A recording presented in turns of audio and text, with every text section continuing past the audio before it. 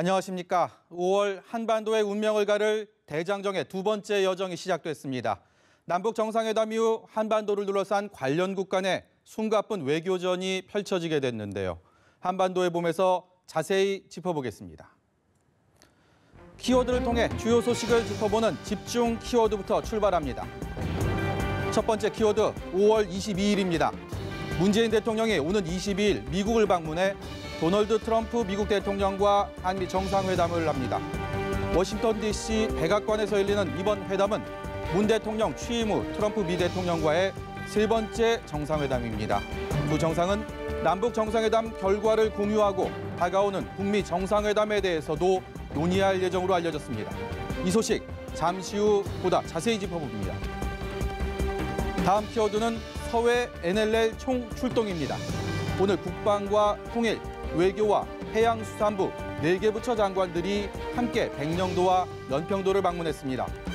외교안보 수장들이 서해 최전방 지역을 동시에 방문하는 것은 이번이 처음입니다.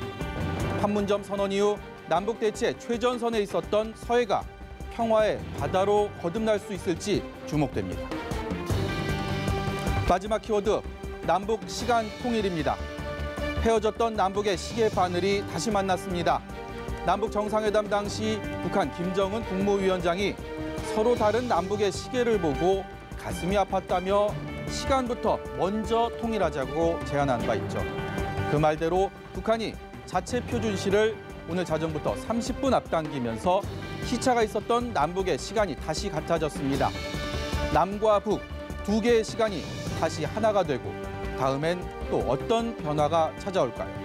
오늘 집중 키워드에서 전해드린 소식 이슈엔 한반도에서 전문가와 자세히 짚어보겠습니다.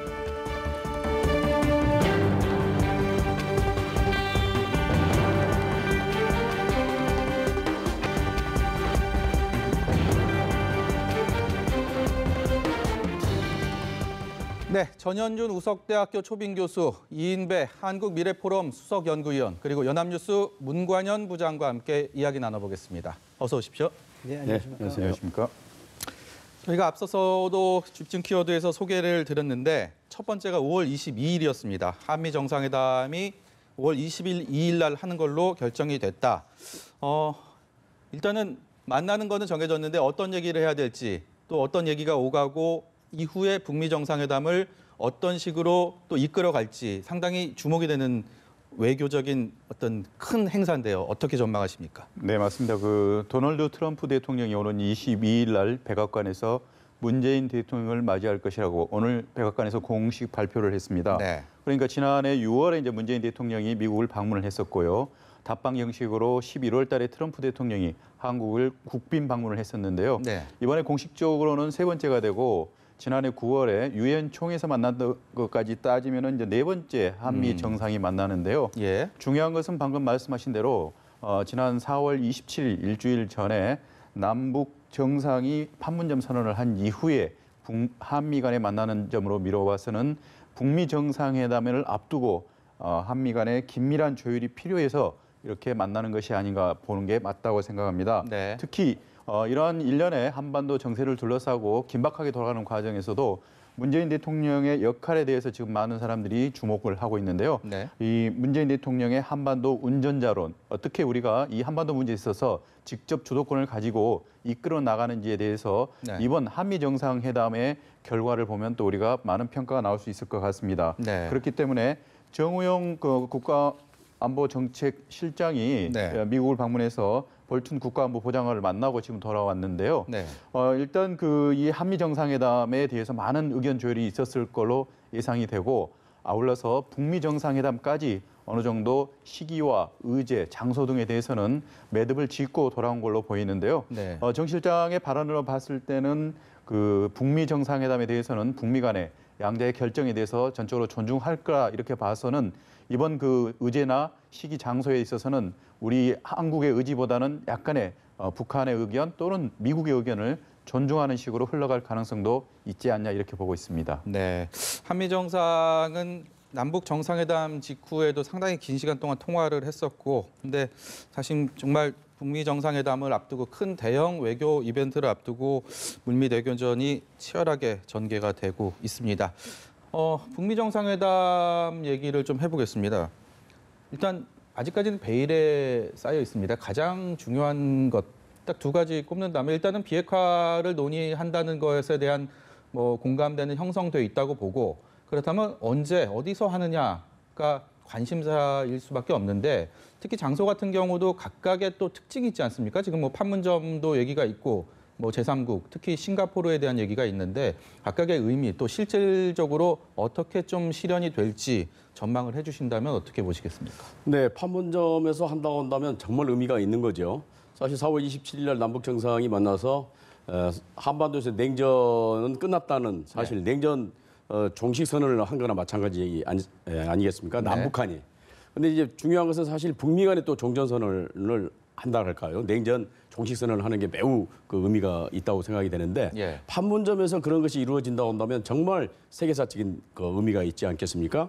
1989년 12월에 이제 몰타 선언을 통해서 네. 당시 미소가 사실 이제 냉전 청산 끝났다 이제 그런 식으로 이제 청산한 그런 적이 있습니다만은 이 한반도에서 어떤 보면 냉전의 고도가 청산된다고 하는 북미 간에 청산된다고 하는 그런 선언은 매우 좋겠는데 네. 지금 여러 가지 이제 흘러나오는 얘기들을 보면 특히 정의용 실장 얘기를 보게 되면은 시기나 장소 이런 것들은 북미 결정에 따르겠다.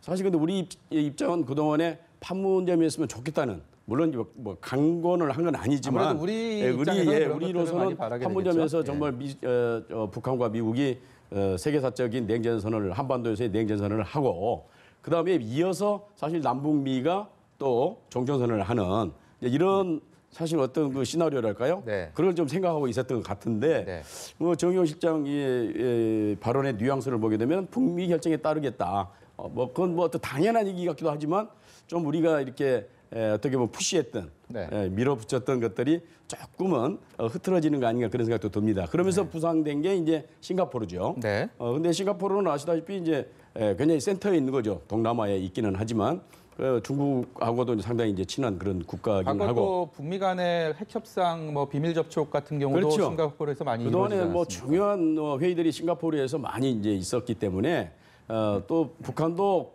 그렇게 부담이 없고 미국도 부담이 없는 그런 장소가 지금 부상이 되고 있습니다. 어쨌거나 어서 하든 분명한 것은 비핵화는 분명한 거고 다만 이 비핵화가 의제가 되면서 역시 이제 D-Day 언제까지 이 비핵화를 할 것인가 이 부분에 있어서 상당히 이제 아마 쟁점이 됐던 것 같은데 사실은 시기가 또 장소가 발표된다고 하는 것은 이미 물밑 접촉을 통해서 다 조정이 됐다는 의미거든요. 네.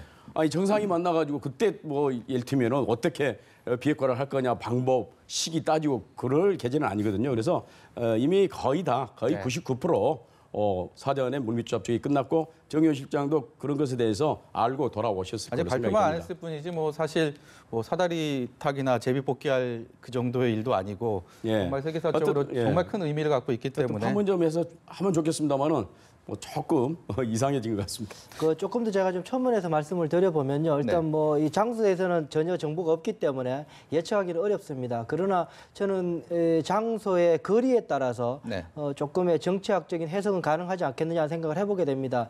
무슨 말씀인가 하니 북한과 가까워질수록 평양이든 판문점 가까워질수록 미북 간의 정상회담에서의 합의 수준, 비핵화에 대한 합의 수준의 정도도 대단히 높을 수 있다라는 네. 생각을 하게 됩니다. 트럼프 대통령 입장에서 봤을 경우에는 가까운 곳에 갔을 때 만약에 평양이든 판문점 가서 했는데 합의 수준이 대단히 낮을 경우에는 대단히 불편할 수밖에 없을 겁니다. 네. 그렇기 때문에 이 장소가 멀어질수록 평양에서 멀어질수록 합의 수준도 약간의 여지가 있을 가능성이 있다라는 생각을 저철 하게 되고요. 네. 또 하나 더 말씀드리고 싶은 제가 그런 생각을 하게 되는 이유가 뭐냐면은 이번에 한미 정상회담이라는 겁니다.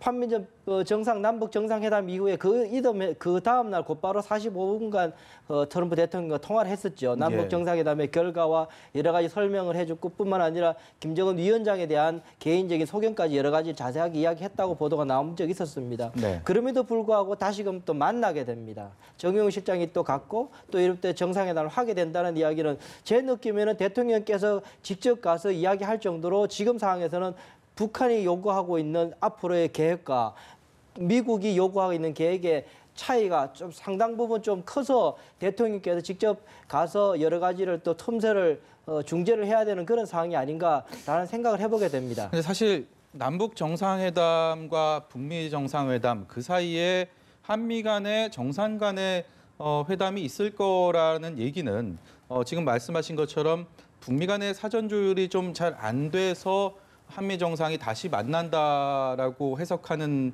위원님의 또 그 견해도 있지만 좀 뭐 기본적으로 거쳐야 되는 뭐 그런 상황들이 아닌가라는 그런 해석들도 있었거든요. 원래 이제 두 가지가 사실 직접 전화 통화를 통해서 통화 정상회담을 할 건지 아니면 네. 직접 만나서 할 건지 두 개를 사실 여지를 남겨뒀었죠. 네. 그래서 한간에서는 이제 전화 통화를 했기 때문에 굳이 이렇게 워싱턴까지 가실 필요는 있을 수 있을 것인가 했었는데 네. 이번에 다시 일정을 잡은 거로 봤을 경우에 여러 가지 꽤 심도 있게 북한의 입장에 관해서 미국과 조율할 부분이 있는 것 아닌가라는 생각을 해보게 됩니다. 문 기자는 어떻게 보세요? 지금 이런 견해에 대해서. 그러니까 뭔가 북미 간의 사전 조율 사전 조율 작업이 약간의 좀 차이가 있어서 한미 간의 그런 정지 작업을 하기 위해서 만난다 이런 견해를 내셨는데. 네, 지금 그 남북 간에는 비핵화에 대해서 완전한 비핵화라는 원론적인 수준의 합의만 지금 이루어진 상태인데요. 네. 결국 이제 북미가 자리를 마주보고 앉았을 때는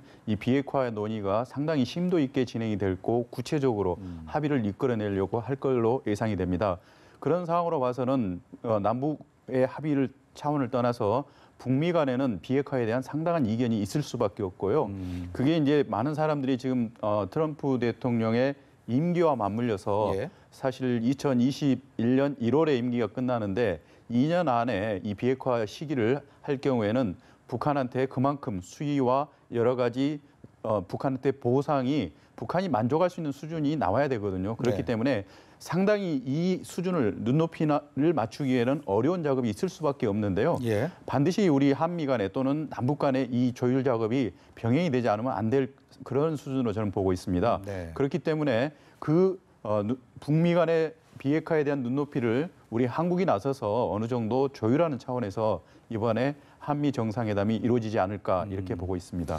예, 지금 한미 정상회담 이후 북미 정상회담의 장소에 대해서는 얘기를 했는데 이제 시점도 약간 짚어보겠습니다. 5월 22일 날 한미 정상회담을 하게 되면 일주일 뒤면 이제 6월이 되고요. 6월에는 지금 원래는 5월 말, 6월 초 얘기들이 많이 나왔는데 6월 초에는 또 G7 캐나다에서 정상회담 있지 않습니까?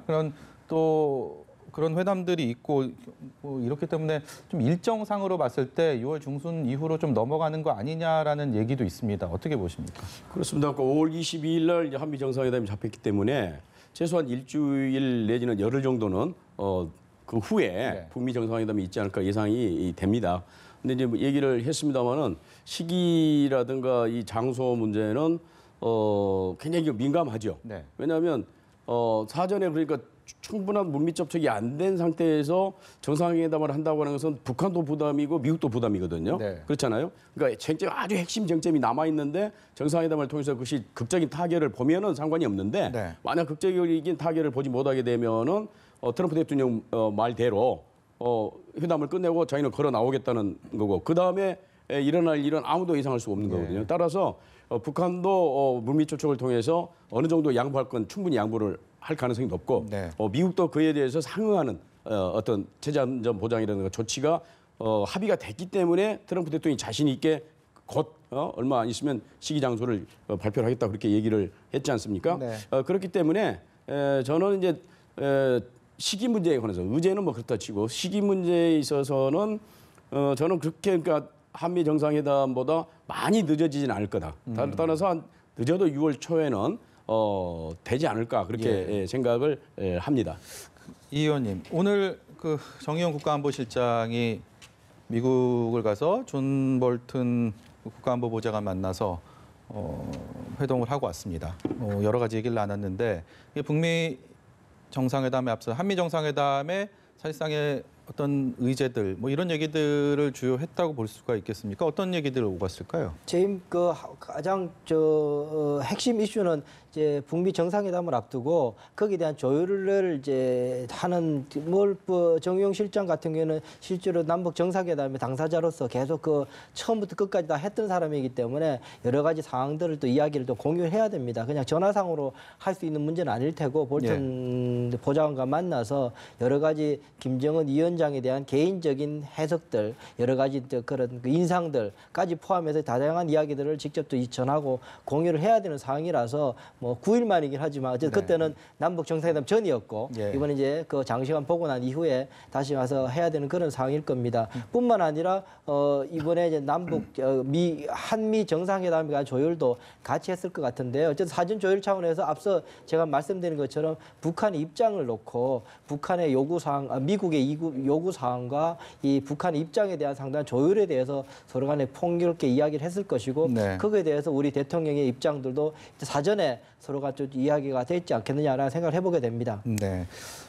지금은 이제 서해 NLL 얘기를 좀 해보겠습니다. 서해 NLL은 한반도의 화약고이자 우리에겐 참 아픈 손가락이었습니다.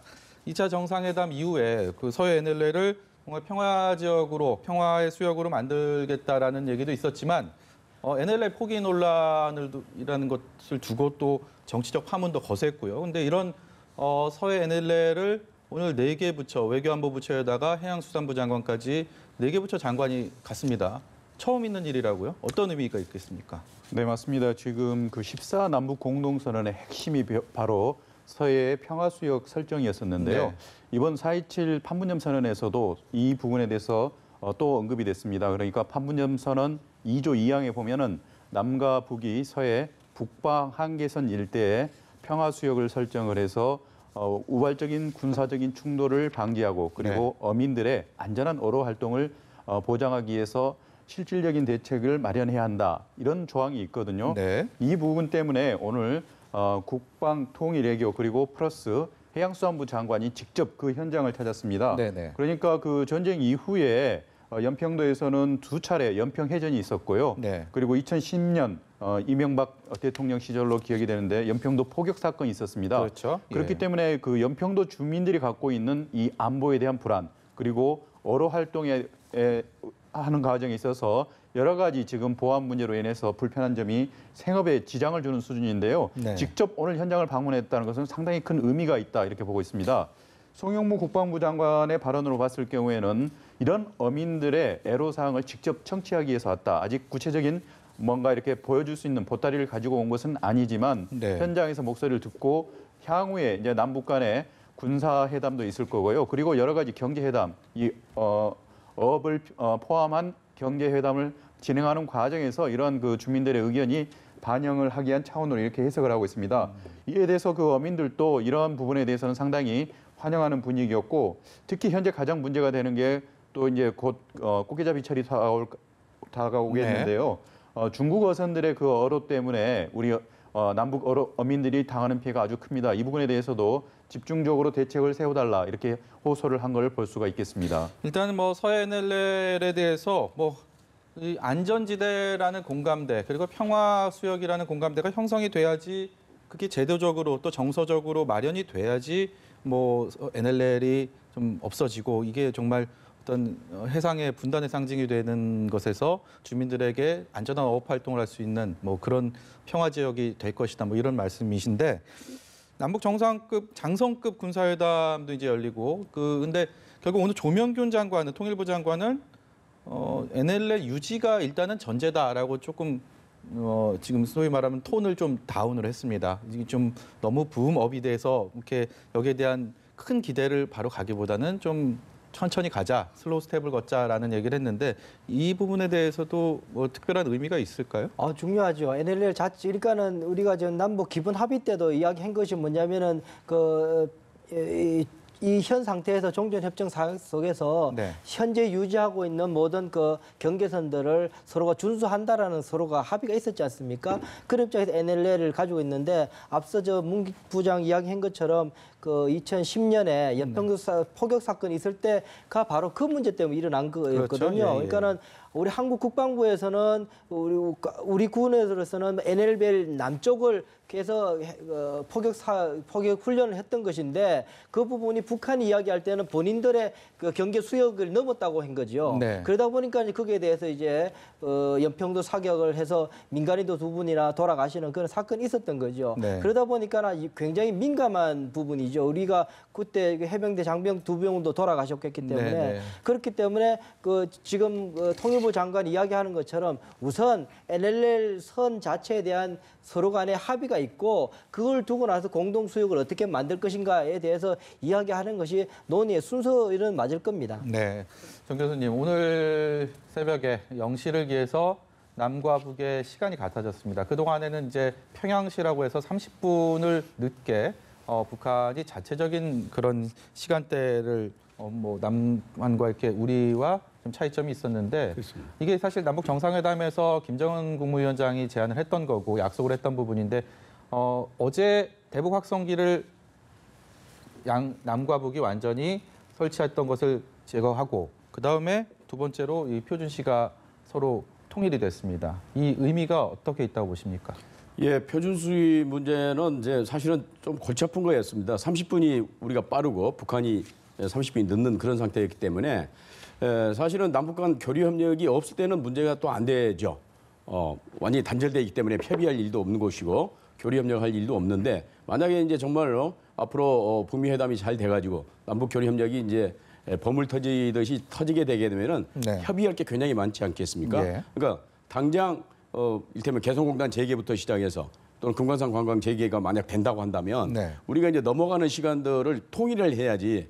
30분이 있기 때문에 헷갈리지 않습니까? 네. 주민들도 헷갈리고 이를테면 관광객도 헷갈리고 경제인도 헷갈리고 그럴 거 네. 아니겠습니까? 김정은 위원장 자신도 그게 불편하다고 얘기했지 않습니까? 네. 그러듯이 이 불편함을 빨리 해소해야만이 남북 경제 교류 협력도 잘 되는 거고 또 이제 벌써 인천 그 항로를 네. 평양과 인천 항로를 터달라고 이카오에 얘기를 했다는 거 아니겠습니까? 네. 그러면 그것도 조정을 해야 되지 않습니까? 항공기가 뜨고 착륙하는 그런 시간이 네. 30분 차이가 계속 있게 되면 정말 불편하죠. 물론 미국을 갈 때 우리가 뭐 10시간씩, 12시간씩 차이가 나는 것은 그건 어쩔 수 없지만 네. 남북한이 코앞에 있는데 30분씩 차이를 두게 되면은 이착륙에도 문제가 되는 것이고 또 우리가 배로 만약 간다고 하면 배의 이제 출발 시간, 선착 시간, 그다음에 뭐 그게 이제 물건을 싣는 시간 뭐 하행하는 시간 이런 것들이 계속 30분씩 차이가 나게 되면은 정말 불편하지 않습니까? 그래서 일단은 시차를 줄인다고 하는 것은 김정은 위원장이 그렇게 갑작스럽게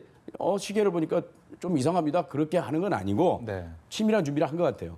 그러니까 멀리 보고 남북 교류 협력을 계산을 해서 생각을 해서 아마 대비를 하는 차원에서 그렇게 지금 표준시로 예. 하는 것 같고 나머지 표준시로 하는 것 외에도 남북 간에 표준화할 게 굉장히 많습니다. 네. 언어부터 시작해서 뭐 여러 가지 궤도, 철도를 놓게 되면 궤도도 달라지고 그렇기 때문에 예. 아마 그것이 시작으로 아마 봐도 될 것 같습니다. 우리 그 북한을 취재하고 뭐 기사를 쓰는 보도를 하는 문관현 기자 같은 경우는 예전에 북한부에서도 근무를 했고 통일외교부에서도 북한 관련 뉴스를 많이 전해줬기 때문에 이런 시간의 차이, 그것도 1시간대가 아니고 30분의 차이라는 게 사실 좀 여러 가지 좀 어려움들이 있었을 것 같아요. 약간 좀 혼돈하기도 쉽고 뭐 과거 좀 에피소드 같은 거 있는지 그리고 또 이렇게 통일된 부분에 대해서 좀 감회가 현장 기자로서 좀 남다를 것 같은데 어떠십니까? 네, 맞습니다. 2015년 8.15 그러니까 일제 잔재라는 를 청산한다는 명목으로 북한에서 당시에 네. 우리나라보다 30분 늦은 평양 시간을 발표를 했었는데요. 언론사마다는 이것 때문에 굉장히 큰 혼선이 왔습니다. 그렇죠. 북한에서는 예. 먼저 매일 오전 6시에 중앙통신 기사가 나왔었는데요. 30분이 늦게 나왔습니다. 네. 이러면 중앙통신뿐만이 아니라 북한과의 실제적인 우리가 접점에 있어서는 모든 게 30분이 늦어지기 때문에 네. 특히 이제 판문점에서 남북이 그동안에 회담을 한 적이 있는데요.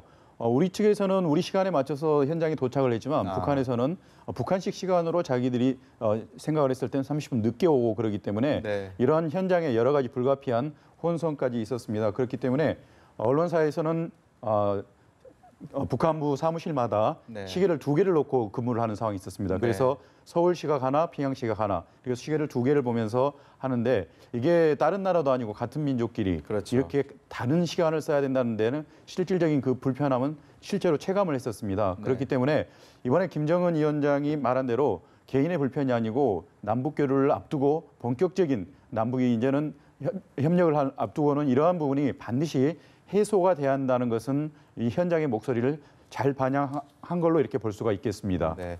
오랜 동안 분단돼 있는 상태에서 서로의 남북이 다른 문화로 이렇게 50년 이상, 이렇게 반세기 이상 이어져 오다가 하나씩 그 간격을 좁혀가고 있습니다.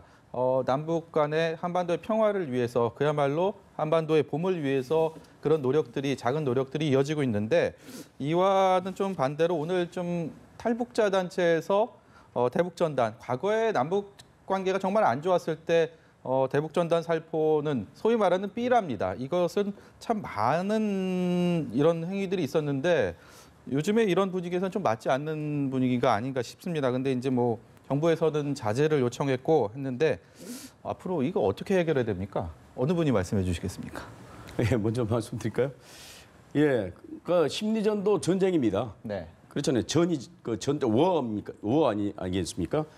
사이콜라지컬 워인데 모든 전쟁 행위를 지금 중지하기로 그렇게 남북한이 합의를 한 거 아니겠습니까? 네. 그래서 삐라 살포까지도 다 중지하기로 그렇게 했는데 이제 민간인 단체들이 이걸 이제 강행을 한 거죠. 물론 이제 여기는 소위 이제 언론의 자유랄까 표현의 자유가 있기 때문에 네. 뭐 한다 그러지만 지금 대법원 판례에 의하면은 그러니까 표현의 자유보다 더 중요한 게 생명과 재산을 보호하는 네. 거다. 그렇게 해서 사실은 어떻게 보면은 이 삐라 살포하는 단체가 아니라 그쪽에 생존하는 살고 계시는 민간인들의 손을 들어준 거거든요. 예. 그런 측면에서 본다고 한다면 이건 법적으로도 어긋나는 것이고 또 실질적인 효과 면에서도 저는 그렇습니다. 물론 삐라를 뿌리신 분들은 효과가 있다. 그걸 보고 뭐 넘어온 사람도 있고 그렇게 이제 얘기를 하지만 제가 볼 때는 이 득실을 좀 따져봐야 됩니다. 그러니까 그러한 삐라 행위를 하지 않아서 북한이 남한을 신뢰하고 남북 관계가 잘 돼서 네. 저도 이제 지난 2000년대는 여러 차례 평양도 가고 그랬습니다만은 실제로 만나서 대면하면서 서로 설득하고 서로 장단점을 얘기하고 하면서 북한이 변화하는 것이 더 효과가 있는 거지 삐라를 뿌린다고 해서 그걸 보고 마음이 변한 사람은 거의 없거든요. 삐라가 날아가도 다 날아가지도 않을 뿐만 아니라 날아오는 삐라에 대해서 인민군들이 다 쏴서 떨어뜨리게 됩니다. 그걸. 그래서 그걸 다 수거해 가버리고 그렇기 때문에 사실 효과적인 면에서도 요즘은 이제 뭐 북한 주민들도 뭐 우리의 남측의 뭐 방송이나 그리고 아니면 뭐 인터넷을 통해서 이런 소식들을 많이 접하기 때문에 단지 그 대북 전단을 보고 남측에 대한 정보를 얻고 뭐 이런 것들은 좀 그 효과가 이전보다는 덜할까, 하나 덜하지 조금만 않을까 더 붙이면은 싶습니다. 예. 옛날에 이제 박정희 정권 시절에 북한에서 박정희 정권에 대해서 비판하는 삐라들이 많이 뿌려졌거든요. 저도 네. 군대에 있을 때인데 그걸 보면 당시에 박정희 대통령에 대한 국민적 지지가 워낙 높았기 때문에 네. 반감이 생깁니다. 북한에서 그런 박정희 대통령을 비난하는 네. 삐라를 뿌리게 되면 마찬가지로 지금 김정은 위원장의 인기가 지금 폭발하고 있다는 거 아닙니까? 네. 북한 내에서. 예. 거기에 대해서 김정은이 어쩌고저쩌고 하면은 북한 주민도 오히려 반감이 생기는 겁니다. 네. 따라서 조금은 자제를 할 필요가 있다 그렇게 생각합니다. 예, 뭐 전 교수님께서 좋은 말씀해 주셨는데 그 B라는 대북 전단으로 좀 표준어로 바로 잡고 말씀을 이어가도록 하겠습니다. 근데 과거 통일부에서는 그 특히 이명박 정부로 제가 기억이 납니다. 문 기자께서 말씀을 해주세요. 현행법상 그 대북 전단 살포에 대해서 제재할 근거가 없다라고 하면서 이렇게 적극적인 만류를 하진 않았단 말이죠. 다만 대북 전단 살포를 하는 단체와 그걸 반대하는 단체의 어떤 물리적 충돌이 있을까 이런 거에 대한 것들이 더 먼저 고려가 됐던 것 같은데 지금은 좀 분위기가 그때랑 다른가요? 어떻습니까? 네, 맞습니다. 당시에 그 정부가 말했던 그 현행법이라는 건 헌법의 그 표현의 자유 조항인데요. 국민들이 자기가 사상의 자유를 가지고 그런 거에 대해서 표현하는 거에 대해서 정부가 물리적으로 막을 수 없다는 기본적인 원칙은 맞는데요. 네. 문제는 그 전단 살포를 하는 장소와 방법 등에 있어서는 탈북자 단체라고 이게 표현할 수가 있겠는데요. 많은 민간 단체들이 임진각이나 특정 장소에서 이벤트성으로 네. 대부분 전단 살포를 했다는 데는 큰 문제점이 있다고 봅니다. 특히 우리의 주민들이 살고 있는 접경 지역 일대에서 공개적으로 그런 그 전단 살포를 할 경우에 북한에서는 그를 떨어뜨리기 위해서 총을 쏴서 결국은 인명피해 우려까지도 제기된 상태가 많이 있었거든요. 예. 그렇기 때문에 본인들의 사상의 표현의 자유는 좋다 할지라도 그로 인해서 다른 사람들에게 인명상 또는 재산상의 피해가 올 수 있다는 것은 또 분명히 감안을 해야 된다. 이런 반론도 만만치 않았습니다. 예. 그렇기 때문에 지금은 이 전단 살포가 가져올 수 있는 그런 순기능도 있지만 또 역기능도 만만치 않았고 현재 남북 간에는 4.27 판문점 선언을 통해서 상대방에 대해서 비방하지 않는 데 합의를 한 상태이기 때문에 네. 이러한 민간이라 하더라도 그런 부분에 대해서는 전반적인 준수를 해주는 게 맞지 않냐 이렇게 보고 있습니다. 마지막으로 이인배 의원께서도 이 대북 전단 살포 움직임 그리고 정부의 자제 요청 이런 한반도 평화의 분위기에서 앞으로 어떻게 해야 된다고 보십니까? 뭐 우선 이번에 문제가 되는 이유는 이제 공개적으로 거기에 대해서 미리 이야기를 하고 하는 거죠. 앞서 전 박사님 말씀하신 것처럼 사전에 이렇게 해서 그 정치화 시킨 것에 대해서 일단 무리가 있었다는 생각이 들고요. 네. 뭐 그 본인들도 그 이야기하지만은 이미 강화도에서는 이미 날린 바 있었다. 그래 아무 문제 없었지 않습니까? 네. 아무 문제가 아니라 아무 소란이 없이 이루어지기도 했었는데요. 이렇게 공개적으로 하는 것 자체는 사실 대단히 어렵고 여러 가지 국론 분열도 있을 수 있다라는 생각이 들고 두 번째는 현 상황에서는 실제로 효과는 뭐 여러 가지 또 논란이 있어서 제가 증명해 드리기는 좀 어려울 것 같고요. 네. 어쨌든 거기에 대해서 현 상황에서는 굳이 공개적으로 할 필요는 없지 않겠느냐라는 생각을 해보게 됩니다. 단 남북 관계가 예기치 않게 어려워지거나 진실이 덮이는 그런 상황이 오게 되면 여러 가지 또 방법부터 강구될 필요는 있겠다는 생각이 듭니다. 네. 네, 오늘 말씀 여기까지 듣겠습니다. 지금까지 전현준 우석대학교 초빙교수, 이인배 한반도 미래포럼 수석연구위원, 그리고 연합뉴스의 문관현 기자였습니다. 고맙습니다. 고맙습니다. 남북은 지난달 27일 정상회담을 통해서 판문점 선언에 합의했습니다. 완전한 비핵화 의지를 명문화하는 평화의 첫발을 뗀 것인데요. 역대 정상회담 합의와는 어떤 점이 다른지 김혜영 기자가 살펴봤습니다. 남북 정상은 지난달 27일 한반도 평화를 위해서 중요한 첫발을 뗐습니다. 분단의 상징인 판문점에 나란히 서서 한반도에 전쟁은 없을 것이라고 선언했는데요. 가장 큰 성과는 판문점 선언을 통해서 완전한 비핵화를 명문화한 것이었습니다. 오늘 김정은 위원장과 나는 완전한 비핵화를 통해 핵 없는 한반도를 실현하는 것이 우리의 공동 목표라는 것을 확인했습니다. 남북 정상이 완전한 비핵화의 뜻을 모은 것도 이를 분명히 명시한 것도 처음이었습니다. 올해 종전을 선언하고 정전협정을 평화협정으로 전환하며 남북미 3자 또는 남북미중 4자 회담도 열기로 했습니다. 남북관계 개선 그리고 협력 문제가 주요 의제였던 역대 정상회담 결과와는 확연히 다른 부분이었습니다. 2000년 6.15 공동선언은 남북관계를 개선한 양 정상 간의 첫 합의라는 점에 큰 의미를 갖습니다. 통일 문제의 자주적 해결과 이산가족 상봉, 민족경제 균형 발전과 교류 협력 등의 내용이 담겼습니다. 비핵화 논의는 이루어지지 못했지만 양 정상이 합의한 남북관계 개선과 관련해서는 전격적인 변화가 이루어졌습니다. 그해 8월 이산가족 상봉이 이루어졌고 경의선, 동해선 철도가 연결됐으며 금강산 관광 그리고 개성공단 건설이 진행됐습니다. 2007년 14 정상선언은 6.15 선언을 바탕으로 훨씬 포괄적이면서도 구체적인 남북 협력 방안이 담겼습니다. 이산가족 상봉 확대와 같은 인도주의적 협력뿐 아니라 대규모 경제협력에 이르기까지 폭넓은 안이 제시됐습니다. 가장 진전된 합의가 바로 이 부분입니다. 서해 평화협력 특별지대를 만들어 나가기로 합의한 것입니다. 3자, 4자 간 종전선언 추진과 6자회담의 9.19 공동성명 이행에 노력한다는 원론적인 수준의 북핵 합의도 이루어졌습니다. 이처럼 남북관계 개선을 중심으로 했던 기존 합의들은 북핵이라는 장애물에 가로막혀 대부분 결실을 맺지 못했습니다. 2007년 회담 직후 보수 정권이 집권하면서 합의 이행의 동력을 상실한 요인이 컸습니다. 하지만 이번 회담의 경우 문 대통령의 임기가 4년 남았다는 점에서 합의를 이행할 수 있는 시간적 여건을 갖췄습니다. 김정은 위원장이 합의 이행을 거듭 강조하는 점도 기대감을 높이는 대목입니다.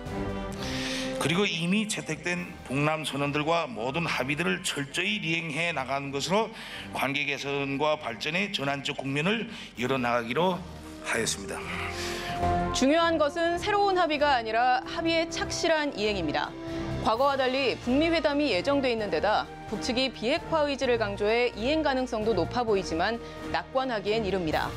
서로 합의를 철저히 지켜야만 결코 뒤돌아가지 않겠다는 문 대통령의 바람도 실현될 수 있을 겁니다.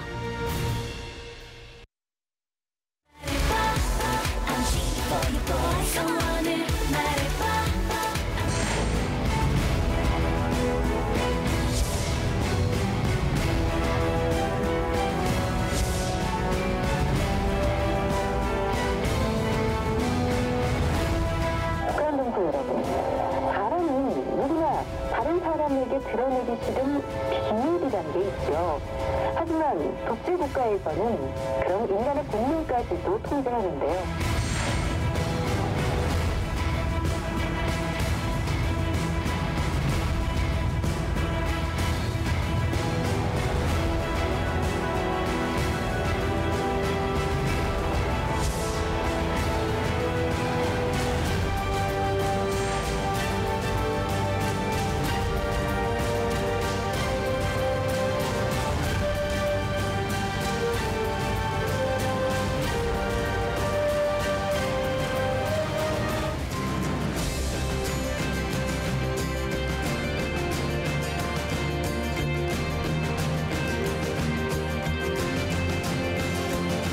(5월 1일부터) 군사 분계선 일대에서 확성기 방송과 전단 살포를 비롯한 모든 적대 행위들을 중지하고 그 수단을 철폐하며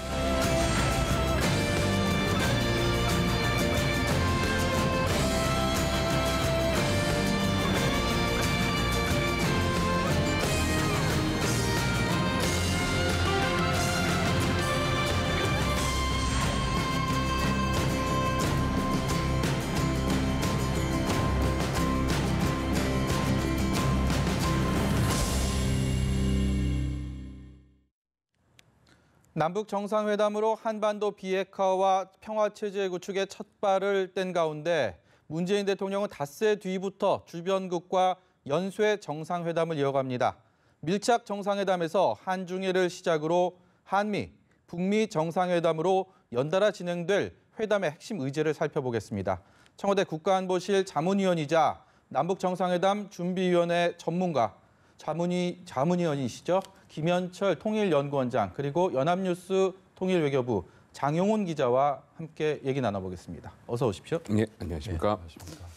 오늘 새벽에 한미 정상회담 일정이 22일 발표가 났습니다. 저희가 앞서서 계속 그 얘기를 했는데요.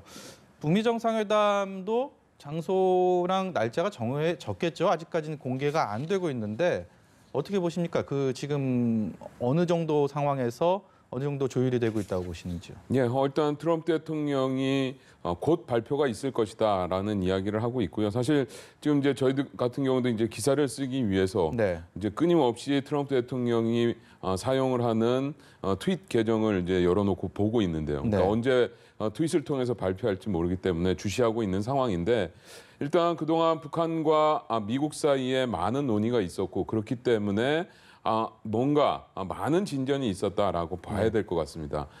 방금 이야기했던 북미 정상회담이 언제 어디서 열릴 것이냐라고 하는 지극히 형식적인 이야기뿐만 아니라 북미가 정말 이번에 만났을 때 양 정상이 만났을 때 비핵화라든가 아니면 한반도 평화체제 문제에 대해서 어느 정도 속도를 낼지에 대해서도 이야기가 오가고 있는 것으로 봐야 될 것 같은데 특히 이제 폼페이오 국무장관 같은 경우에는 CIA 국장 시절에 일단은 북한을 방문을 해서 김정은 위원장과 직접 면담을 했습니다. 그러고 나서 최근에 이제 뭐 여러 언론 인터뷰라든가 이런 데서 이야기하고 있는 걸 보면 완전하고 검증 가능하며 불가역적인 비핵화, 그러니까 CVID에 대한 굉장히 자신감 있는 이야기를 하고 있고요. 그리고 뭔가 역사적으로 남을 수 있는 일들을 해낼 수 있는 기회가 다가오고 있다라는 이야기를 하고 있습니다. 이런 것들로 밀어보면 북한과 미국 사이의 회담의 형식뿐만 아니라 의제와 관련해서도 굉장히 속 깊은 이야기가 오가고 있다라는 것을 알 수 있을 것 같고 그리고 이제 날짜나 아니면 장소와 관련해서도 계속 이제 이야기가 바뀌고, 그러니까 5월 말이었다가 6월 중순으로 갔다 다시 이제 5월 말 설도 나오고 있고, 그다음에 이제 장소에 대해서도 여러 가지 이야기가 나오고 있는데, 결국 그러한 것들은 북한과 미국이 물밑에서 접촉을 하면서 정상회담을 어떻게 열어 나갈 것인지에 대해서 논의를 하고 있는 것으로 봐도 무방하다라고 할 수 있겠습니다. 네, 지금 장 기자가 얘기한 것처럼 그 폼페이오 국무장관 그 이전까지 완전한 핵폐기 CVID를 얘기를 하다가 최근에 뭐 영구적 핵폐기 PVID로 표현이 약간 바뀌었습니다. C 뭐 컴플리트에서 완전한에서 뭐 영구적 퍼머넌트로 좀 바뀌었는데 이 관련 발언 먼저 듣고 대담 계속 이어가도록 하겠습니다. We are committed to the permanent, verifiable, irreversible dismantling of North Korea's weapons of mass destruction program and to do so without delay. 원장님, 일단 저 표현에 대해서 우리 외교부에서는 뭐 크게 바뀐 건 없다, 큰 틀에서. 근데 물론 그런 의미일 수도 있겠지만 외교라는 게 어떤 그 단어 하나, 그 표현 하나하나가 상당히 또 중요한 함의를 지니지 않습니까? 그런데 이제 폼페이오 국무장관의 표현이 살짝 바뀌었습니다. 이 부분은 어떻게 봐야 되겠습니까? 그러니까 우리가 어차피 그 CVID라는 게 완전하고 검증 가능하고 되돌릴 수 없는 뭐 핵폐기다 이렇게 했을 때 사실은 이 용어들은 기술적 용어가 아닙니다. 그러니까 좀 더 완벽한 그 비핵화에 대한 강조의 의미가 담겨져 있거든요. 그러니까 그때 얘기하는 일종의 그 C, 그러니까 완전한이라는 의미와 P라고 얘기하면은 영구적인 의미인데 그게 기술적인 차이를 의미하는 뜻은 아니라는 생각이 들고요. 중요한 거는 나름대로 폼페이오 장관 입장에서는 일종의 그 미국 내부에서 북한 핵 문제에 대한 좀 더 좀 완벽한 목표를 미국이 추구해야 된다라는 것을 좀 강조하기 위한 것인 것 같고요. 대체로 지금 이제 중요한 것은 북한이 얘기하는 비핵화와 미국이 얘기하는 비핵화와 우리가 얘기하는 비핵화가 같다라는 거고 남북 정상회담에서 합의한 완전한 비핵화라는 것이 뭐 이런 내용들이 대체로 담겨져 있다 이렇게 봐야 될 것 같습니다. 네, 뭐 어떻든 간에 완전한 비핵화를 하겠다라는 게 한국과 북한과 미국의 같은 뜻이다라고 지금 정리를 해주셨고요.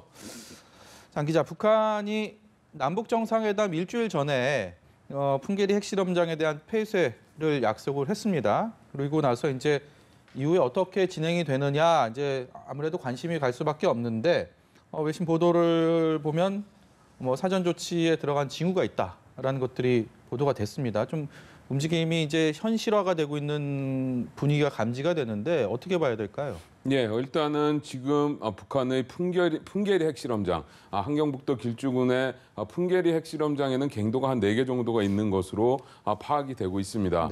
그동안에 주로 1, 2번 갱도에서 실험이 이루어졌었고요. 이번에 지금 뭔가 북한이 이 핵실험장을 폐쇄하려는 움직임이 포착되고 있는 갱도는 3번 갱도입니다. 그러니까 3번 갱도에서 전선을 좀 없애려고 하거나 아니면 그 입구에 있었던 어떤 시설들 뭐 이런 것들을 제거하는 작업 이런 장면들이 나타나고 있는데 사실 이제 김정은 위원장이 문재인 대통령과 이야기하면서 자신들이 북부 핵실험장, 그러니까 풍계리 핵실험장을 폐쇄하겠다라고 이야기를 했더니 국제사회에서 어차피 못 쓰게 되는 거 없애는 거 아니냐라는 이야기를 하는데 아마 직접 와서 보면 다를 것이다. 그동안 우리가 사용했던 갱도가 아닌 나머지 2개의 갱도는 아직도 굉장히 쓸만하고 더 큰 실험을 할 수 있는 곳이다라는 이야기를 했습니다.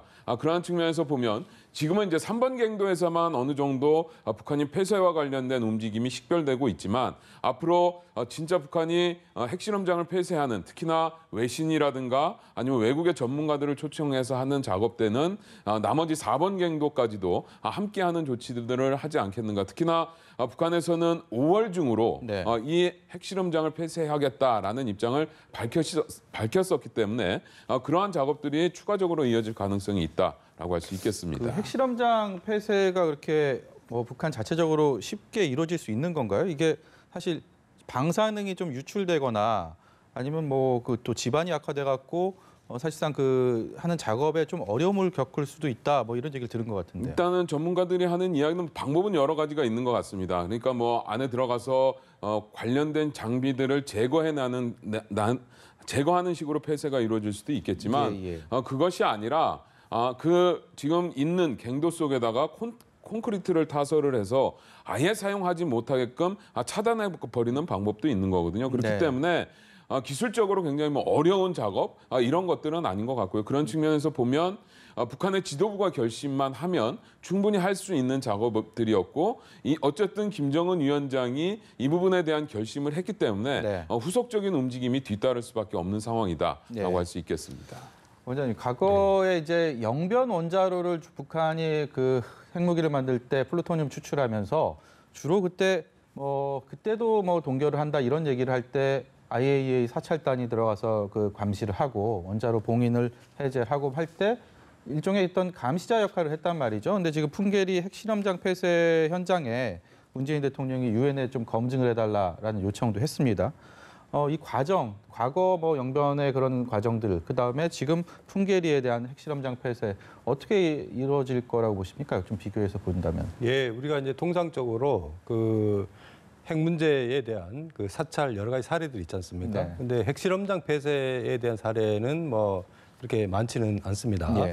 대체로 핵무기를 만드는 과정 자체에 핵시설이라든가 핵물질 생산 시설이라든가 이런 거를 이제 사찰하고 검증하는 게 본격적인 비핵화 협상에서 우리가 이제 해야 될 과제인데 이 핵실험장 폐쇄는 일종의 그 비핵화 협상에 앞서서 사전 조치라고 이제 볼 수가 있는데 여기에도 성격은 좀 다르지만 뭐 IAEA라든가 그 관계자들이 가서 본다라는 얘기는 앞으로 본격적으로 우리가 이제 비핵화 과정에 들어갔을 때 신고와 사찰과 검증 이제 이런 이제 순서대로 이루어지는데 매우 초보적이지만 본격적인 신고와 사찰 검증을 또 상징적으로 시작하는 조치라고 할 수가 있습니다.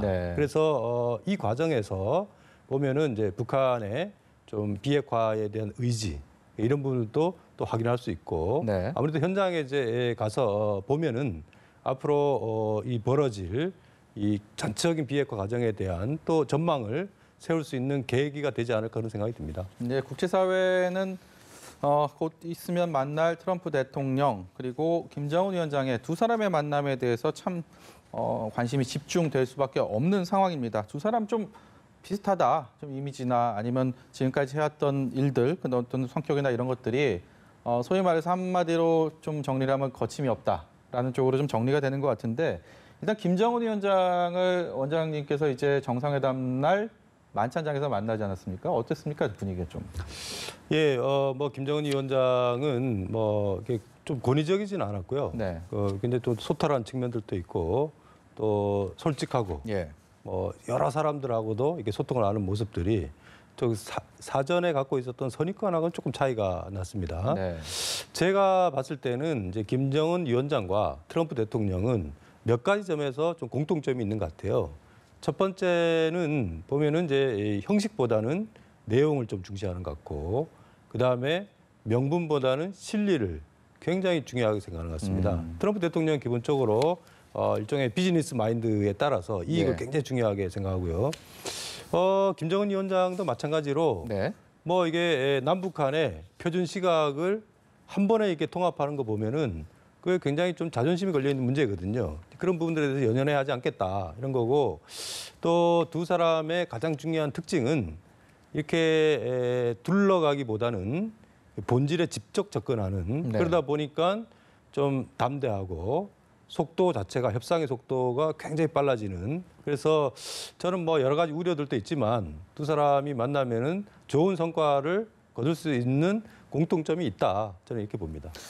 지금까지 남북 회담의 역사를 보면 주한미군을 어떻게 할 것인가 이 부분에 대해서 북한이 정말 많은 신경을 썼고 그게 지금까지 역사의 흐름으로 이어져 왔습니다. 그런데 북미 회담에 앞서서 주한미군을 감축할 것이다, 뭐 이런 것들을 고려하고 있다라는 보도들이 스물스물 나오고 있습니다. 아직 확인은 안 됐습니다. 근데 일단 이 얘기를 나눠볼 텐데 도널드 트럼프 미국 대통령 그리고 정의용 국가안보실장 얘기를 듣고 대담 이어가도록 하겠습니다. Not at this moment, certainly not. You're not planning to withdraw troops? No, and we haven't been asked to. 글쎄, 주한미군 문제가 자꾸 거론되는 것은 뭐 있을 수 없는 얘기라고 봅니다. 북미회담 과정에서도 주한미군 문제는 논의가 안 될 걸로 그렇게 예상하고 있으면 저는 되겠습니까? 그렇게 예상하고 있습니다. 장 기자, 실제로 저런 움직임이 있다고 하더라도 정식적인 공식적인 그런 협상을 하기에 앞서서 이런 카드를 꺼내든다라는 게 현실적으로 좀 있을 수 있다고 보십니까? 어떻습니까? 일단은 이번에 그 주한미군 철수와 관련된 문제는 우리가 조금 깊이 있게 볼 필요가 있는 것 같습니다. 그러니까는 물론 미국 쪽에서 트럼프 대통령이 그런 거 없다라고 이야기하면서도 지금 당장은 아니다. 네. 결국은 그건 뭐냐 하면 앞으로는 있을 수 있다. 그 부분에 대한 논의가. 그런데 트럼프 대통령이 이야기하고 있는 주한미군의 감축 또는 철수는 한반도의 평화 환경이나 이런 것들과 연계돼서 고려되고 있다라기보다는 지금 이제 트럼프 대통령은 취임 이후부터 그런 이야기를 늘 해왔는데 동맹국들의 우리가 군대를 많이 파견해 놓고 있는데 네. 막상 저쪽에서는 상대편에서는 우리한테 주는 것이 없다. 네. 그리고 그들이 과연 우리가 군대를 배치해 놓고 있는 것들에 대해서 정당한 대가를 지불하고 있는지에 대해서도 의심스럽다. 이런 식의 논법을 많이 펼쳐왔습니다. 그러한 측면에서 보면 지금 미국에서 나오고 있는 이야기들, 특히나 뉴욕타임스 보도도 마찬가지라고 보여지는데요. 결국은 방위비 분담금과 관련해서 앞으로 조금은 더 나은 어떤 위치를 선점하려고 하는, 그러니까 이것은 북미 간의 대화의 아젠다로 지금 의제로서 트럼프 대통령이 이야기하거나 미국 쪽에서 이야기가 나오고 있다기보다는 한미 간에 있게 되는 방위비 분담금 협상이라든가 한미 간에 논의될 의제로서 이러한 이야기들을 띄우고 있는 것 아닌가. 특히나 이러한 이야기들을 그냥 띄우게 된다라고 한다면 사실은 한반도의 안보 우려가 제기되고 있는 상황에서 주한미군의 철수라든가 감축 문제를 이야기하기는 굉장히 어렵거든요. 네. 그럼에도 불구하고 지금 같은 상황에서는 그러니까 한반도에서 평화적 환경이 마련되고 조성되는 것과 같은 이런 환경이 조성되는 시기에 이러한 어젠다들을 의제들을 꺼냄으로써 앞으로 이런 부분들에 대한 본격적인 논의를 한국 정부가 해 나가겠다라고 하는 의도가 담긴 것으로 보는 게 보다 정확하지 않을까라고 생각을 합니다. 일단은 주한미군에 대한 감축 혹은 철수라는 그런 얘기들이 지금 말씀하신 것처럼 한반도의 평화 환경이 조성돼 있고 그리고 북한 핵이 북미 정상회담을 통해서 핵 폐기에 대해서 완벽한 어떤 실효적인 효과를 나타내고 있을 때 그 이후의 후순위로 좀 논의될 수 있는 아젠다가 아니겠습니까? 예, 뭐 지금 상황에서 이 문제가 논란이 되는 자체를 저는 좀 이해하기가 어렵습니다. 정부에서도 분명하게 얘기하지만 이게 평화협정과 주한미군 문제는 별개다라는 기본 입장이고요. 또 북한도 사실 알고 보면은 냉전 시대 선전적인 차원에서 뭐 주한미군 철수 이럴 걸 주장했는지 모르겠지만 미국과의 관계를 풀어나갈 때는 그렇게 얘기하지 않습니다. 북한은 미국과의 관계 개선을 원하죠. 관계 개선을 원하면은 북한과 미국의 관계가 달라지면은 주한미군이 주둔해도 좋다라는 게 기본적인 북한의 입장이거든요. 네. 그렇기 때문에 지금 사실은 우리가 평화 정착을 하는 데 있어서 해결해야 될 과제들이 굉장히 많습니다. 비핵화와 마찬가지로 남북한의 군사적 신뢰 구축도 해야 되고 종전선언이라든가 평화협정이라든가 과제들이 많이 쌓여 있는데 이런 사실은 현실적으로도 가능성이 별로 없고 앞으로 일정한 시점이 지난다 하더라도 모르겠습니다. 이 문제를 어떤 방식으로 한미 간에 논의할지에 대해서는 또 그때 가서 논의할 수 있는 문제지 지금 와서 이것을 이렇게 논란으로 삼는 거는 좀 바람직하지 않다. 가능성도 별로 현실적으로 근거가 별로 없는 얘기다 이렇게 봅니다. 네. 앞서서 장용훈 기자가 주한미군의 철수 감축 문제는 한미 간의 방위비 분담을 좀 염두에 둔 그런 움직임이 아닌가 그런 식의 그런 해석을 내놨는데요. 우리 정부를 실제로 압박하는 그런 움직임인지 그 방위비 분담이라는 건 실제 말해서 미군이 주둔하는 대가를 우리 정부에서 지불하는 그 쉽게 말해서 그 내용인데 일단은 도널드 트럼프 대통령이 관련된 발언을 좀 듣고 계속 얘기 나눠가겠습니다. At some point into the future, I would like to save the money. You know, we have 32,000 troops there. 트럼프 대통령은 미래 어느 시점이라고 얘기를 했습니다. 이게 당장은 아니지만 또 여기에 대한 개연성은 충분히 있다라는 걸 또 암시하는 발언을 했습니다. 이 발언 다시 한번 정리를 좀 해주십시오.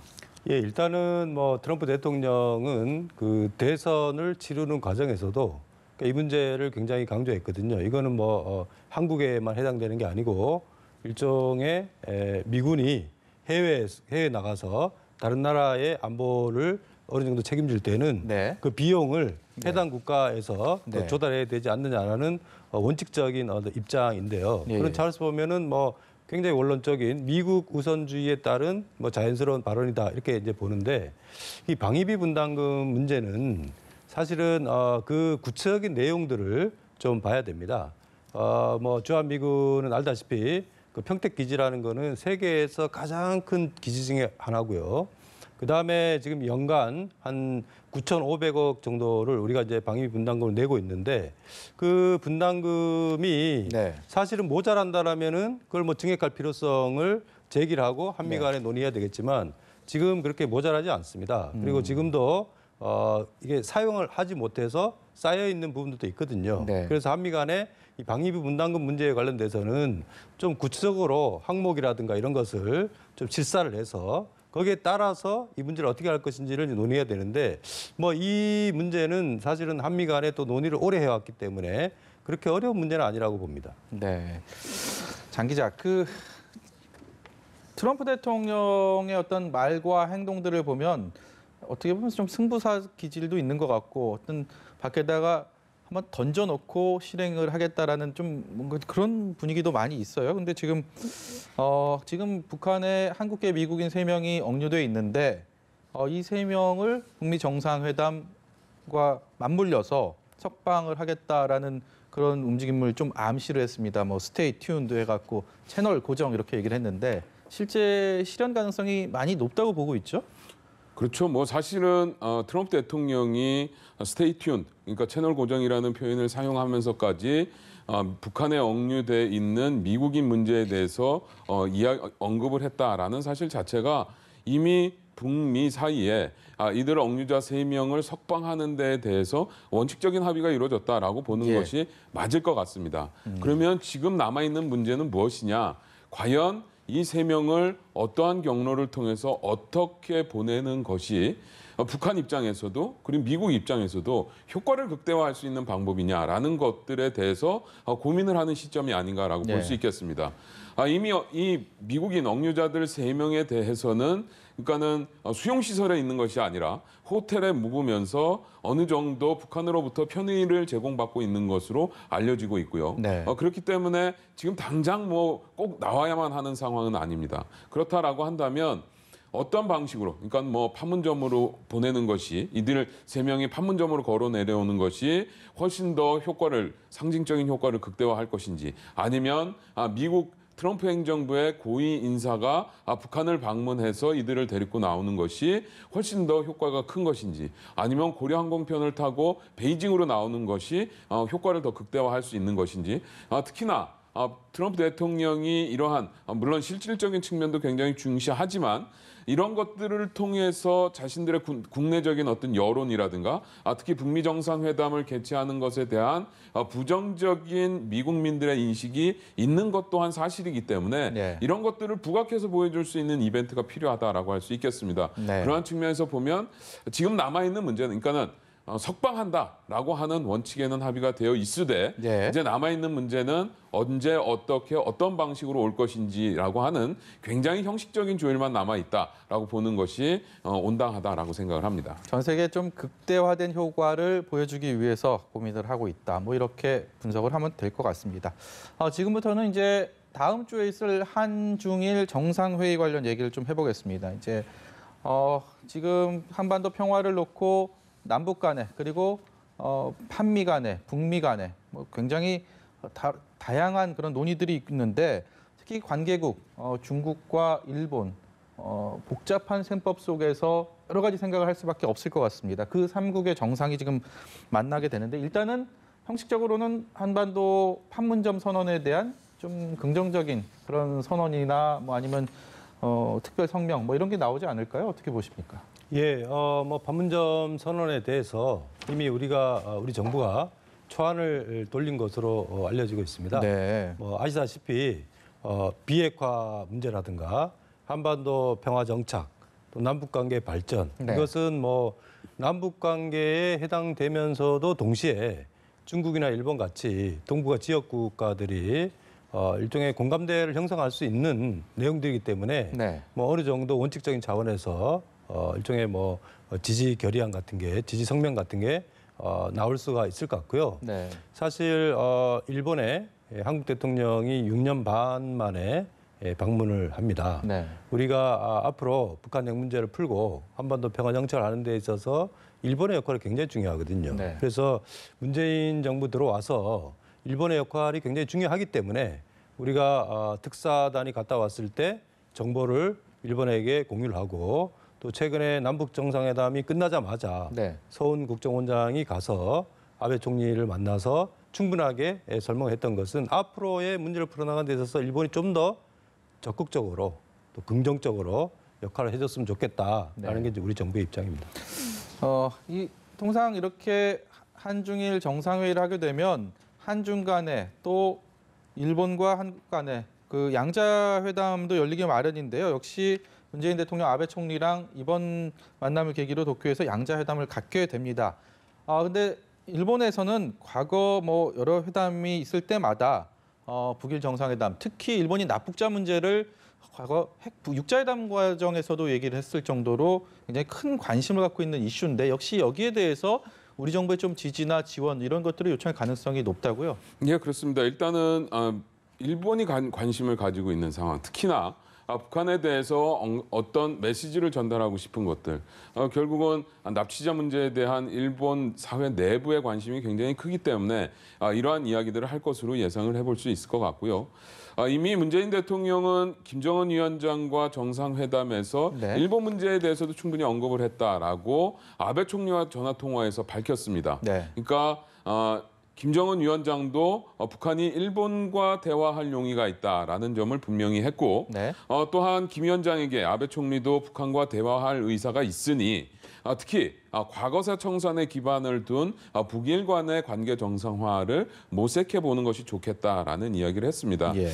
이러한 측면에서 보면 일단은 어느 정도의 북일 관계가 갈 수 있는 기틀은 문재인 대통령이 이번 정상회담 과정에서 만들어놨다. 결국 이제는 앞으로 해야 할 일은 일본 정부가 자기들 스스로 적극적으로 나서는 것이 남아있다. 특히나 일본 정부가 북한과의 접촉, 회담 이런 것들을 공개적으로 또는 물밑에서 스스로 만들어 나감으로써 북일 간의 소통로를 만들어 나가는 것이 굉장히 중요하고 그리고 납치자 문제를 아무리 우리 정부가 북한에 대해서 이야기를 한다고 하더라도 그건 우리와의 관계 사이에서 만들어진 문제가 아니기 때문에 일본 정부가 직접 만나서 해결하고 단판 지어야 될 문제다. 그런 네. 측면에서 보면 지금 일본에게 좀 일본 정부에게 시급한 것은 스스로 북한과 대화할 수 있는 창구를 하루빨리 만드는 것이다라고 할 수 있겠습니다. 네, 이번엔 중국 쪽 입장 좀 보겠습니다. 중국이 참 지금 한반도의 여러 가지 회담의 전개 상황을 봤을 때 셈법이 누구보다도 복잡할 것 같습니다. 특히 판문점 선언에 연내 종전을 얘기를 하면서 종전 선언을 얘기하면서 그 방법으로 3자, 4자 두 가지를 얘기했단 말이죠. 그 3자 같은 경우는 남간, 북한, 미국, 그다음에 4자는 남북, 미, 중국. 그러니까 중국이 들어가느냐 안 들어가느냐 이 방법론에 있어서 자칫 배제될까 봐 중국으로서는 조금 신경을 많이 쓸 수밖에 없을 것 같아요. 과거에 육자회담, 대표적인 다자회담에서도 의장국으로서 좀 리드를 해갔던 입장에서 혹시 여기서 배제될까 봐 이런 생각도 하지 않을까 싶은데요. 어떻습니까, 중국은? 예, 지금 이제 남북 관계 자체가 굉장히 빨리 진행되는 거 아니겠습니까? 그야말로 남북 정상회담, 북미 정상회담 이제 여러 가지로 굉장히 빨리 진행이 되고 있기 때문에 네. 중국을 비롯한 주변국들이 일종의 이제 이 관계 변화의 속도에 굉장히 예민하게 좀 지켜보고 있는 것 같습니다.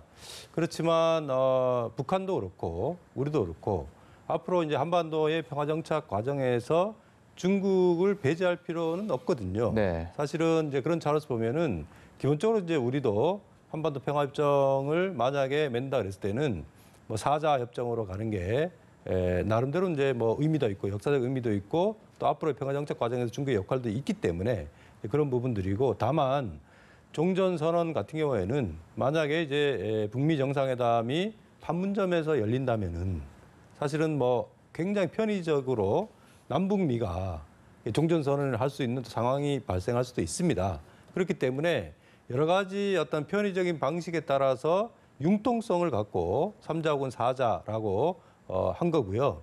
기본적으로 평화를 만들어 나가는 과정에서 중국의 역할과 참여를 우리는 원한다라는 것이 또 문재인 대통령과 시진핑 주석 사이에 또 통화를 통해서 그 부분에 대해서는 또 공감대를 형성을 한 것 같습니다. 마찬가지로 왕이 부장이 김정은 위원장과도 그런 부분들에 대해서는 어느 정도 뭐랄까 좀 합의가 돼 있는 부분이기 때문에 앞으로 잘 협의해서 갖고 가야 되지 않을까 싶습니다. 네.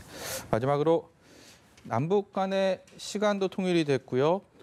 최전방의 심리전 도구로 활용됐던 확성기도 철거가 됐습니다. 판문점에서 했던 약속들이 하나하나 이제 지켜지고 있는데 앞으로 뭐 이런 추진 계획 또 뭐 회의를 열고 또 구체화를 했는데 어떻게 전개가 될 거로 보십니까? 네, 일단 정부에서는 판문점 선언의 후속 조치를 위해서 이행추진위원회를 구성을 했습니다. 일단 3개 분과위원회가 설치가 됐고요. 네. 이거는 이제 판문점 선언의 내용에 이제 기반을 하고 있는데 일단은 맨 앞에 있는 남북관계 발전을 이행할 수 있는 남북관계 발전 분과위원회가 하나 설치가 됐고요. 그다음에 이제 두 번째, 세 번째 합의 내용이 평화 체제 그리고 군사적 충돌을 막기 위한 조치들 그리고 네. 비핵화 이런 내용이 담겼기 때문에 비핵화 평화 체제 분과위원회 그리고 이렇게 정부가 하는 일들에 대해서 국민들에 대해서 잘 설명하고 설득하기 위한 소통 홍보 분과 이렇게 이제 3개의 분과가 만들어졌는데 특히나 이제 남북관계 발전 분과의 산업협력을 연구를 하는 태스크포스를 일단 구성을 하기로 했습니다. 이건 뭐냐 하면 지금 남북한 간의 교류와 협력을 할 수 있는 사안이 사실은 그닥 많지 않습니다. 왜냐하면 그동안에 북한에 대해서 국제사회가 부과하고 있는 대북 제재라는 것이 굉장히 촘촘히 만들어져 있고 그러다 보니까 뭔가 지금 교류를 확 하기는 굉장히 어려운 상황이다. 그런 측면에서 보면 일단 크게 뭔가 북한에 들어가지 않고 그리고 함께 할 수 있는 것들이 무엇이냐. 결국 이제 산림협력 같은 것들이 중요한 과제일 수 있다라고 할 수 있는 것이고 특히나 이제 산림협력 같은 경우 그러니까 북한 김정은 위원장은 집권 이후에 북한이 굉장히 벌거벗은 산으로 되어 있는 것에 대한 안타까움을 표시하고 조림 사업에 대한 관심을 많이 기울여 왔습니다. 그러니까 북한 쪽에서 관심을 가지는 사업이 무엇인지 그런 부분들에 대해서 협력을 해 나가는 것이 굉장히 필요하다라고 할 수 있겠고 그런 부분들부터 속도를 내고 있는 것인데 앞으로는 이제 뭐 군사당국 간 회담도 필요하겠고요. 그리고 일단은 이달 중순께 고위급 남북 고위급 회담을 여는 쪽으로 일단 우리 정부는 가닥을 잡고 있는데 이제 그 부분에 대해서는 북한과 좀 협의가 필요한 부분이다라고 할 수 있겠고 그리고 일단은 6월 달에는 또 6.15 공동선언 기념 행사도 필요합니다. 민간급이 될지 아니면 민간급과 정부가 함께하는 행사가 될지 모르겠으나 이러한 행사들이 줄이어 이어지고 있기 때문에 이런 부분들을 질서 있게 잘 추진하기 위해서 정부가 좀 더 노력하지 않을까라고 예상해 볼 수 있겠습니다. 네. 약속을 했으면 지켜야겠죠. 그 진심 어린 마음으로 진정성을 가지고 그런 약속을 지키는 그런 분위기가 이어졌으면 하는 바람입니다. 오늘 말씀 여기까지 듣겠습니다. 김현철 통일연구원장, 연합뉴스 통일외교부의 장용훈 기자였습니다. 고맙습니다. 이번 남북 정상회담의 성과 중 하나는 남북 정상 간의 직통 전화가 놓이면서 언제든 통화할 수 있는 시스템이 구축됐다는 점입니다. 이전까지 남북 한라인은 실무진 차원에서 그쳤고 이마저도 10년 동안 단절되어 있었는데요. 50년 동안 이어진 남북 한라인의 역사와 의미를 강민경 기자가 짚어봤습니다. 대통령 집무실이 있는 청와대 여민관 3층. 여보세요? 예, 잘 들리십니까? 예, 여긴 서울 청와대입니다. 북한 김정은 국무위원장 집무실에서 전화를 받은 상대는 4분여 동안 송인배 부속실장과 번갈아가며 통화를 주고받았습니다. 아직까지 두 정상 간 통화는 이루어지지 않았지만 분단 이후 처음으로 남북 정상 간 직통 전화가 개통되는 순간이었습니다. 2차 세계대전이 끝난 1945년, 미국을 중심으로 한 자유주의 세력과 소련을 중심으로 한 사회주의 세력의 체제 대립은 전 세계를 냉전 체제로 몰아넣었습니다. 세계 곳곳에서 일촉즉발의 긴장 상태는 계속됐고 1963년 쿠바 미사일 위기를 맞으며 극에 달하게 됩니다. 긴급한 의사소통이 절실해진 미국과 소련은 워싱턴과 모스크바를 잇는 직통전화, 즉 한라인을 처음 개설합니다. 우발적 전쟁을 막기 위한 목적의 한라인은 휴전선을 사이에 두고 총뿌리를 겨누던 남북한에도 놓여집니다. 박정희 정권 시절 7.4 남북 공동성명의 마쿠 논의를 이끈 이후락 정보부장과 김영주 북한 조직 지도부장이 양측 대표가 되어 남북 한라인을 처음으로 개설한 겁니다. 이후락 중앙정보부장과 북한의 당 조직 지도부장 김영주가 같이 서명한 이 공동성명은 우리나라의 자주적인 평화통일 원칙과 하지만 어렵사리 연결된 남북 간 대화의 끈은 1976년 판문점에서 발생한 도끼 만행 사건으로 4년 만에 끊어집니다. 이후에도 남북 간 한라인은 한반도 상황에 따라서 재개와 중단을 반복했는데 최근 10년 사이에만 4번에 걸쳐서 한라인이 단절됐습니다. 한라인이 끊어졌을 때 남북 간 대화는 확성기 방송과 판문점 육성을 통해서 이루어져 왔습니다. 우리 정부가 북측에 모종의 메시지를 보내려 할 때 언론을 동원해야 하는 총극도 펼쳐졌고 표류해온 북측 선박이나 성원들을 송환하려 할 때도 북측의 답변을 하염없이 기다려야 하는 상황도 벌어졌습니다. 2018년 남북 정상회담을 계기로 재개된 한라인은 무엇보다 분단 후 첫 남북 정상 간 직통전화라는 점에서 큰 의미를 갖습니다. 지난 27일 판문점 선언에서 문재인 대통령과 김정은 국무위원장은 남북 정상 간 교류 정례화를 약속하며 자주 대화하겠다는 의지를 드러냈습니다. 김정은 위원장과 나는 서로에 대한 굳건한 믿음으로 평화와 번영, 통일을 위해 정기적인 회담과 직통 전화를 통해 수시로 논의할 것입니다. 우리 두 사람이 무릎을 마주하고 긴밀히 소통하고 협력함으로써 반드시 좋은 결실이 맺어지도록 노력해 나갈 것입니다. 오히려 한라인 소통에 적극적으로 나선 쪽은 김정은 위원장인데요. 언제든지 전화를 걸면 받는 것이냐고 문 대통령에게 물었다는 겁니다. 실무진 간의 조율 과정을 알았든 몰랐든 한라인을 통한 문 대통령과의 소통에 김 위원장이 큰 기대감을 갖고 있다는 사실을 보여주는 대목으로 풀이됩니다. 한라인 통화를 조율한 청와대 관계자들은 마치 옆집에서 대화하는 것 같았다고 말했습니다. 한층 가까워진 거리감, 한반도 평화가 그만큼 가까워졌다는 신호탄일 수도 있습니다. 분단 이후 처음으로 개설된 남북 정상 간 대화의 창구인 만큼 이번 한라인만큼은 항구적인 한반도 평화 정착을 위해서 쓰여져야 할 겁니다.